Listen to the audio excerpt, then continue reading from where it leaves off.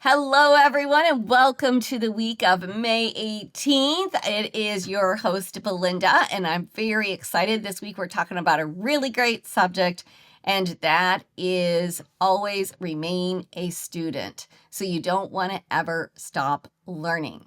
So can I tell you one of the fastest ways to quietly become irrelevant in business and in life?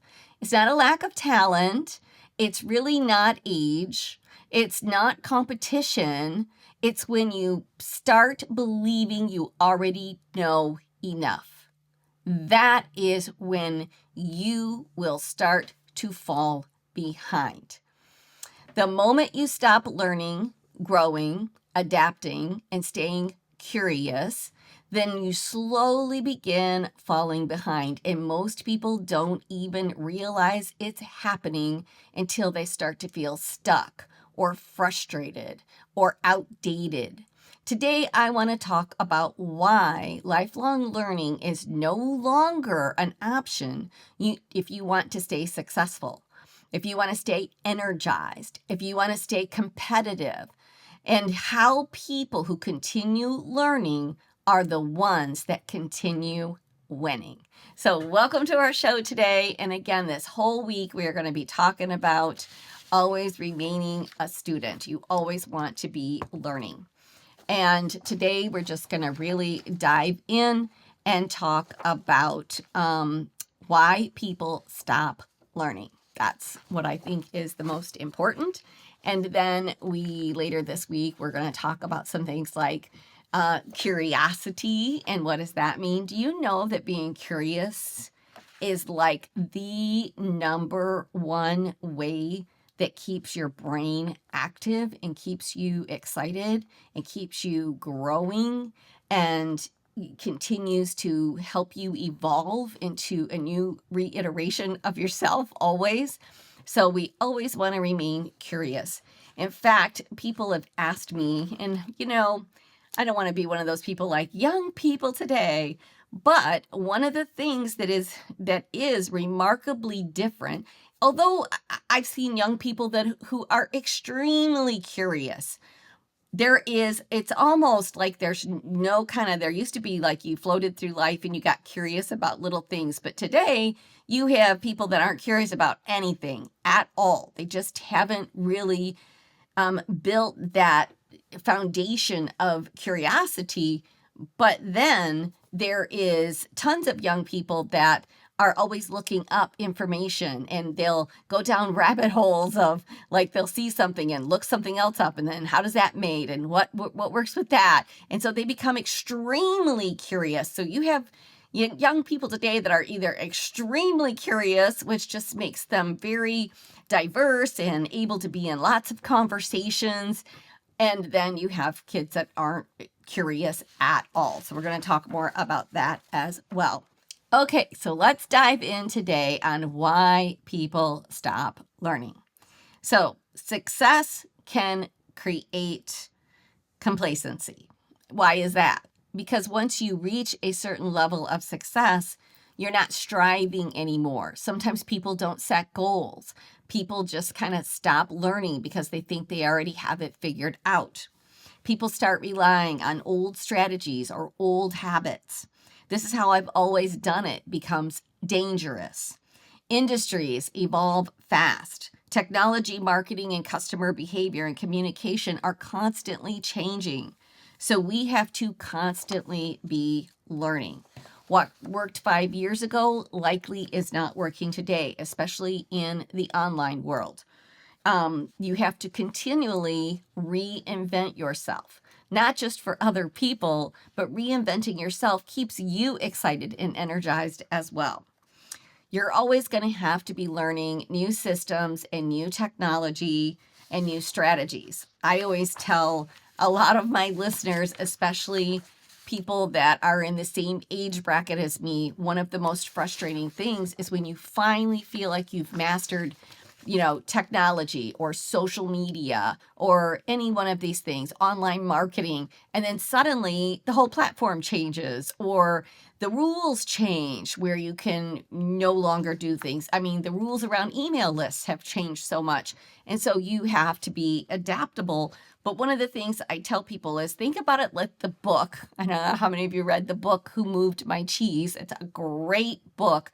And I always say, just think of it that way. It's like you just think you've mastered Facebook or Instagram or really well. And then all of a sudden you wake up and everything looks different. And so, or the rules have changed. And now you're like, oh my gosh, I've got to now upload this. I've got to do it a little bit differently.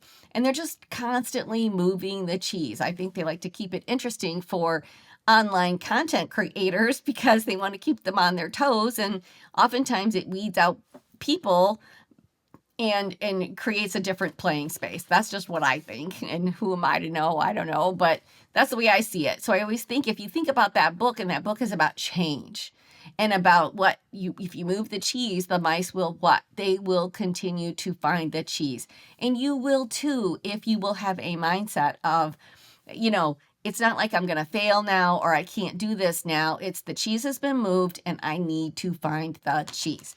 So this is why we constantly need to keep a learning mindset so that we can be adaptable to these things. All right.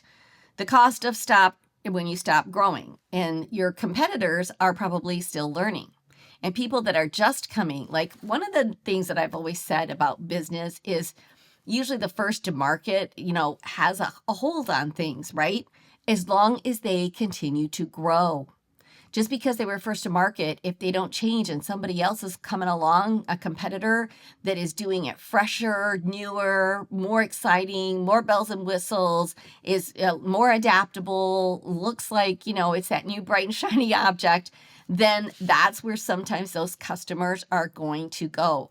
So you have to always see, what's going on out there. What is the trends? What is the other competitors doing so that I can stay relevant?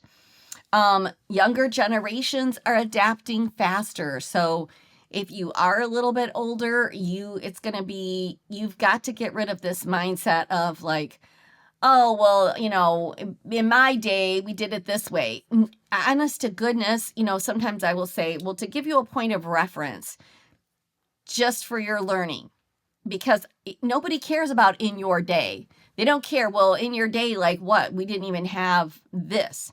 Sometimes I will say, when we didn't even have any online marketing, this is what we relied on. And this actually is what built really good customers.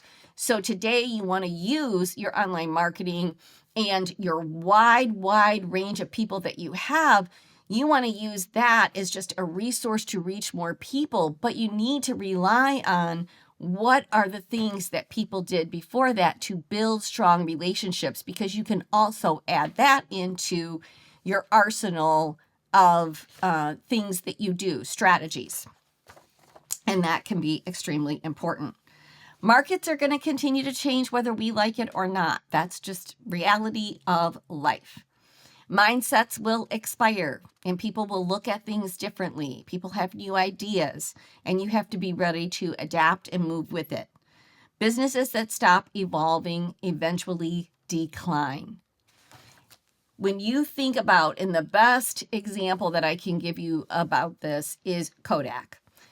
Kodak was, they were the it company when it came to cameras, when it came to photography, when it came to pictures. Like Kodak was the it. It was the game. And whoever in a million years would have thought Kodak would have gone out of business. But you know what? When the digital age came around and digital cameras started to evolve, and when online platforms like Shutterfly and many other digital photography platforms evolved, Kodak did not adapt with that. They thought, we're the big dog, we're in this for the long haul, and we don't need to adapt. If they would have been early to the game, they should have even, collaborated with somebody like a Shutterfly or brought them under their umbrella or, did a program similar to that, but they didn't. They didn't think they needed it. In fact, they thought it was just like a short-lived thing.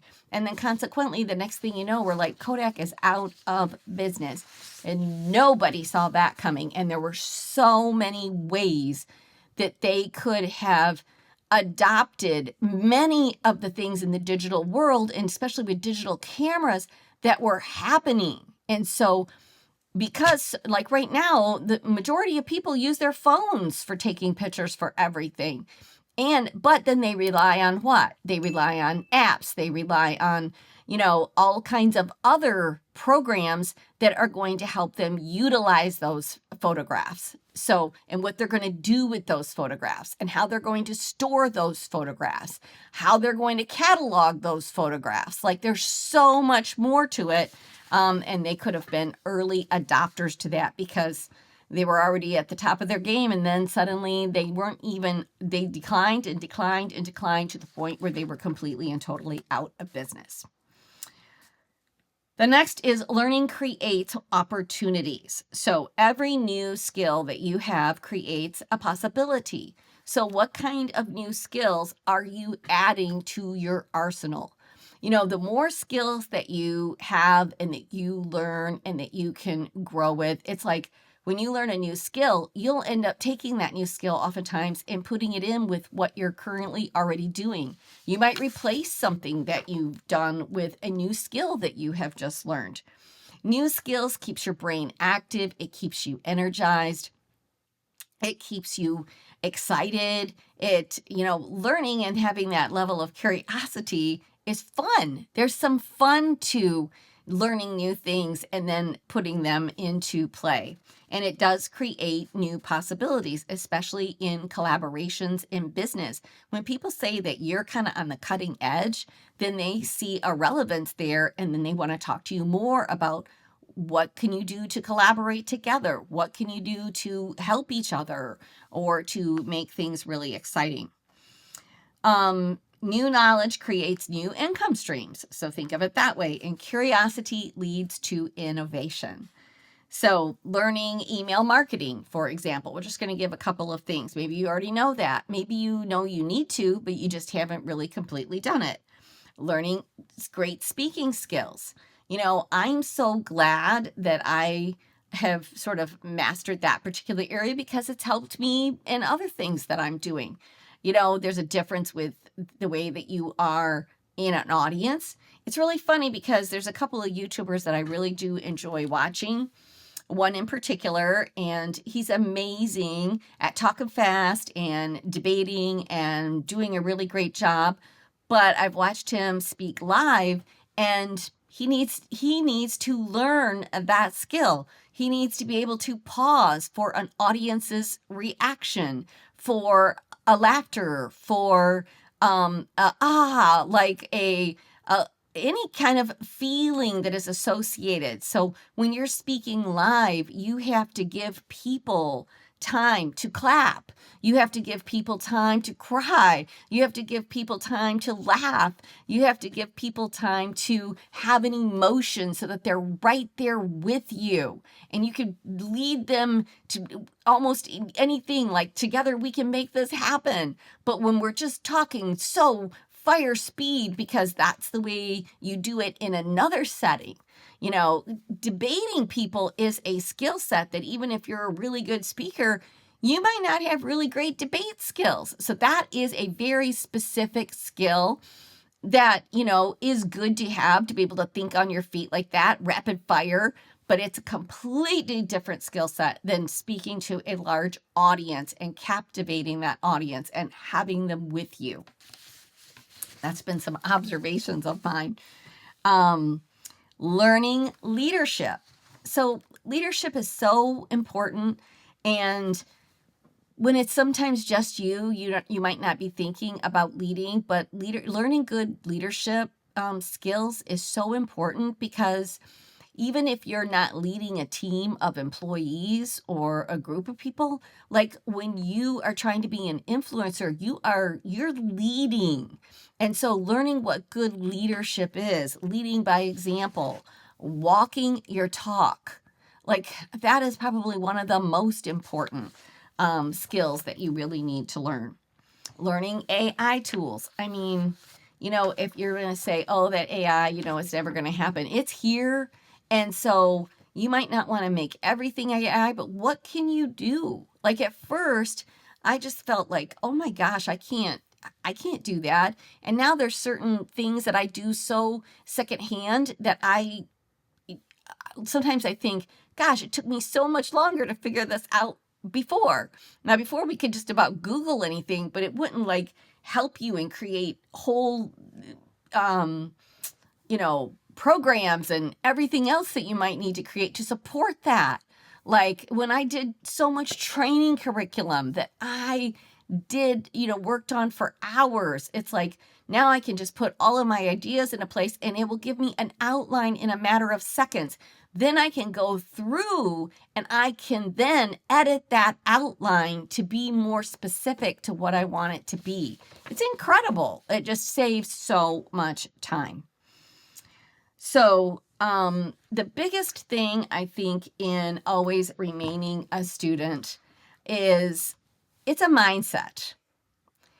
And I think when you find yourself saying, yeah, I know that. Like I remember one time, and this was many, many, many years ago, but I was a manager of a sales team. So we were going to a sales conference and I was the leader of this sales team. And one of the gals on the team, she was burning it up. She was probably going to take some awards for being one of the top salespeople. I mean, I had trained her, so I felt really good all about that. But she was just doing a good job. So we go to this conference and she says to me, like, because I would go to a conference and I pick which sessions am I going to go to. That's the first thing I do is say, which sessions am I going to go to? I circle them in my book so that I can make my plan to be there so I don't miss ones that I really want to go to. And I decide which ones are going to be the most important. And not only about what I might learn there, but like who might I see in that room? Who else is going to go in that room that I might want to go and be in that room, because then I'm going to be able to connect with them after or run into them and it might present a conversation. So there's this whole skill set around going to a conference too. So, I'm telling her. So she looks at me and she goes, I don't think I'm going to go to this. I think I'm just going to go to my room or go to the pool because I'm doing so well. I don't really need this. I looked at her and I said, that's your choice, but there's going to come a time when you're going to hit a wall and you're not going to be on top because that's how sales goes. It's cyclical. And you're going to wish that you had some more tools in your toolbox that can help you to get over that hump. And I said, sure, you can go to the pool, but what is the pool going to teach you? Who are you going to run into? Who are you going to learn from? And when you do hit the wall, how are you going to be ready? And she was just like, yeah, I guess. And her time did come where she hit the wall. And then we had to sit down and we had to really dig in and figure out what she was doing. But honestly, when you think you know it all, it's kind of like treading water, right? So when we're learning and growing, we're swimming and we're moving forward. And then we kind of get to a point where we're just treading water. And I want you to all think about that. You can only tread water for so long, right? And then you're going to start falling behind. You're going to start falling down. And so you don't want to be in that position. You want to be in the mindset of keep moving, keep going, keep learning, keep growing. And the reason that I love learning so much, and I know that this is the way it is for my kids because that's the way I've taught them that, but the more knowledge that you have just about crazy random things, like I love trivia, I love documentaries, I love watching shows on how it's made, because I love history shows, because it allows you to be in more conversations. When you can be in more conversations, that's where you meet people. That's when people take notice. That's when the magic happens, is when you can go to an event and people are talking about a subject and you're like, oh, I recently saw some information on that. I just recently saw a documentary that this is what they were saying. And then people are like, oh, wow, now what was that? You seem like you're a person in the know. You seem knowledgeable. You seem like a really good resource. You're somebody I'd like to know better. So it really allows you to be in the conversations, which is always an important place to be. So thanks so much for tuning in today. The rest of this week we'll be diving deeper into the benefits of always being a student. And one of those days is definitely going to be surrounded around curiosity. So thanks so much, and we'll see you again soon.